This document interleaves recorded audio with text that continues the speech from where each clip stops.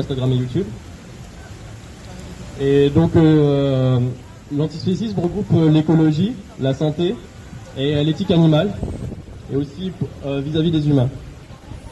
Donc je voudrais revenir un peu sur ce qu'est l'antispécisme et ce qu'on combat par rapport à l'écologie. Donc en France, il y a 3 millions d'animaux qui meurent tous les jours pour notre consommation actuelle. Ça fait 5000 animaux tous les 10 secondes.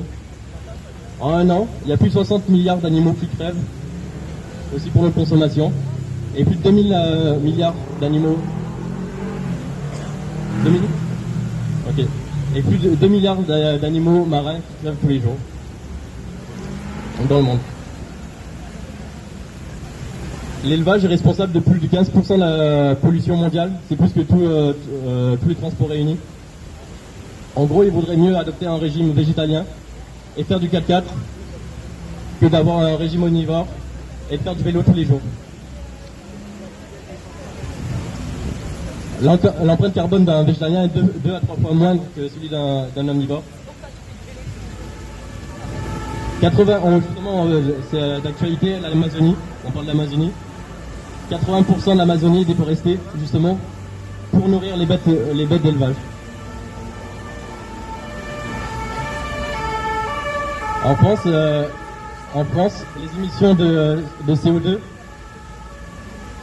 produisent 80% des émissions d'ammoniac et déforestent 2 tiers de l'Europe.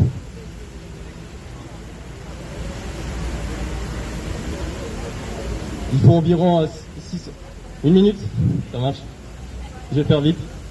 Il faut environ 688 mètres carrés aussi pour nourrir un vegan par an. Et il en faut 18 fois plus pour quelqu'un qui a un régime omnivore. 75% des terres agricoles sont destinées à l'élevage. Si on prenait ces 75% là, on pourrait nourrir 10 milliards d'êtres humains sur Terre. On est 7 milliards, le calcul est vite fait.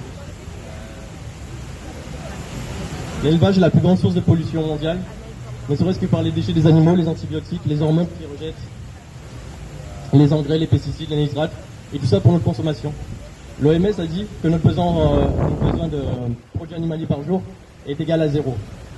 Moi, ça fait 10 ans que j'ai arrêté toute forme d'exploitation animale, et je suis toujours en bonne santé.